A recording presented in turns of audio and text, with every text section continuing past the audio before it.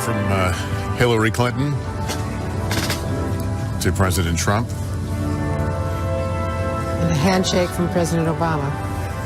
And Mrs. Obama as well.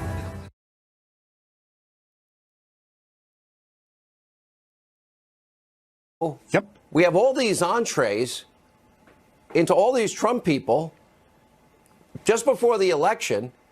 It sounds like the whole thing was thought out, planned out, and set up. Explain.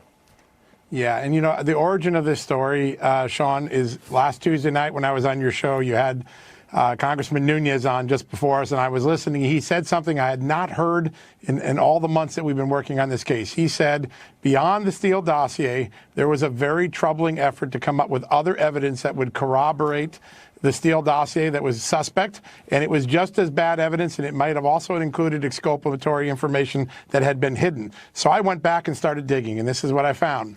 6 different people inject themselves into the Trump organization between March and October that have direct ties to the FBI or U.S. intelligence. 2 Russians inject themselves into the operation during that time. Both are here in the United States only on a U.S. Justice Department parole visa. That's another fact.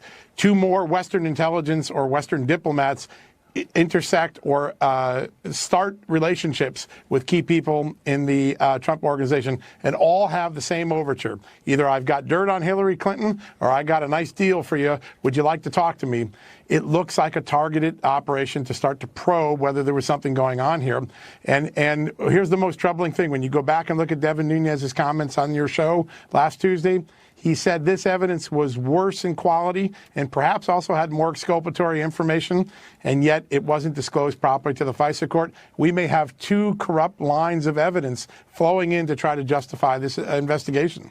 So then, Sarah, we would have the dossier, which is in one corner. Then we have the spies that we already knew in the campaign.